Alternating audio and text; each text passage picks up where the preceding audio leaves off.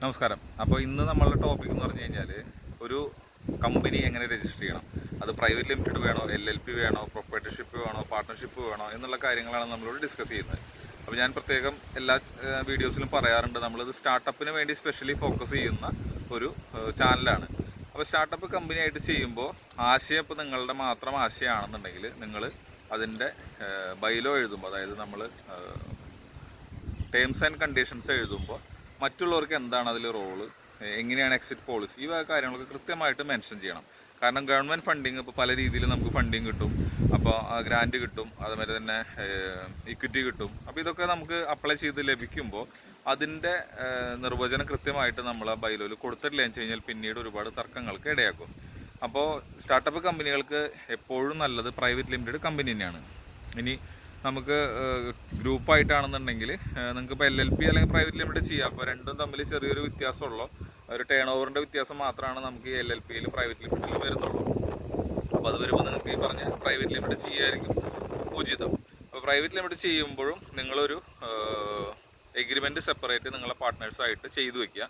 അങ്ങനെ ചെയ്തു വയ്ക്കുമ്പോൾ നിങ്ങൾക്ക് ഈ പറഞ്ഞ ഗ്രാൻഡ് കാര്യങ്ങൾ കിട്ടുമ്പോൾ അതിനെ സോർട്ട് ഔട്ട് ചെയ്യാനായിട്ട് എളുപ്പമുണ്ടായിരിക്കും. പാർട്ട്ണർഷിപ്പായിട്ടാണ് നിങ്ങൾ ഫേം രജിസ്റ്റർ ചെയ്തിട്ട് പിന്നീട് സ്റ്റാർട്ട് ചെയ്യണമെന്ന് വെച്ച് കഴിഞ്ഞാൽ ഈ പാർട്ട്ണർഷിപ്പിൽ നിങ്ങളുടെ റോൾ എന്താണ്, നിങ്ങളിപ്പോൾ സൈലൻറ്റ് പാർട്ട്ണർ ആണെന്നുണ്ടെങ്കിൽ ആർക്കാണ് അതിൻ്റെ അതോറിറ്റി, ഇങ്ങനെയുള്ള കാര്യങ്ങൾ നിങ്ങൾ മെൻഷൻ ചെയ്ത് വയ്ക്കുക. അപ്പോൾ നമുക്ക് സ്റ്റാർട്ടപ്പ് ഇന്ത്യയുടെ സർട്ടിഫിക്കറ്റാണ് നമുക്ക് ആദ്യം കിട്ടുന്നത്. അതിനുശേഷം നമ്മൾ കേരളത്തിലാണെന്നുണ്ടെങ്കിൽ കേരള സ്റ്റാർട്ടപ്പ് സർട്ടിഫിക്കറ്റ് നമുക്ക് സെപ്പറേറ്റ് എടുക്കാം. അപ്പോൾ അത് നമ്മൾ ആദ്യം സ്റ്റാർട്ടപ്പ് ഇന്ത്യയുടെ സർട്ടിഫിക്കറ്റ് കിട്ടിയാൽ മാത്രമാണ് നമുക്ക് കേരള സ്റ്റാർട്ടപ്പ് മിഷൻ്റെ ഇതിന് അപേക്ഷിക്കാൻ പറ്റുള്ളൂ. ഇനി നമുക്ക് കേരള സ്റ്റാർട്ടപ്പ് മിഷനിൽ ഐഡിയേഷൻ ഗ്രാൻറ്റിന് നമുക്ക് അപ്ലൈ ചെയ്യാം. അപ്പോൾ ഐഡിയേഷൻ ഗ്രാൻറ്റിന് അപ്ലൈ ചെയ്യാനായിട്ട് നമുക്ക് കമ്പനി രജിസ്റ്റർ ചെയ്യേണ്ട ആവശ്യമില്ല. ഞാൻ നേരത്തെ ഉള്ള വീഡിയോയിൽ ഞാൻ പറഞ്ഞു, നമുക്ക് കമ്പനി രജിസ്റ്റർ ചെയ്യാതെ തന്നെ നമുക്ക് അതിന് വേണ്ടിയിട്ട് അപ്ലൈ ചെയ്യാനായിട്ട് സാധിക്കും. അപ്പോൾ നിങ്ങൾ കമ്പനി രജിസ്റ്റർ ചെയ്യാത്ത ഒരു ആശയം സബ്മിറ്റ് ചെയ്തു, ആ ആശയത്തിന് നിങ്ങൾ സെലക്ട് ചെയ്തു, അതിനുശേഷം അടുത്ത പ്രൊസീഡിങ്സിന് വേണ്ടി നിങ്ങൾ ആ കമ്പനീനെ സെലക്ട് ചെയ്ത് കഴിഞ്ഞാൽ നിങ്ങൾക്ക് കമ്പനി രജിസ്ട്രേഷൻ്റെ കാര്യങ്ങൾ ചെയ്യാം.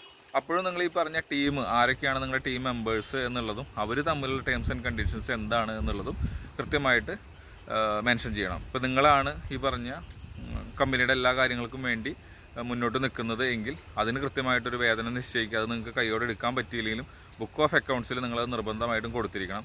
അതേപോലെ തന്നെ ഈ പറഞ്ഞ എന്തെങ്കിലുമൊക്കെ പ്രോഡക്റ്റുകൾ ഡെവലപ്പ് ചെയ്യുകയാണ് അല്ലെങ്കിൽ മിഷനറീസ് ആണ് അങ്ങനെയൊക്കെ ആണെന്നുണ്ടെങ്കിൽ നിങ്ങൾ അതിന് കൃത്യമായിട്ടുള്ള നോട്ട് കാര്യങ്ങളൊക്കെ വെച്ചിട്ട് വേണം ചെയ്യാനായിട്ട്.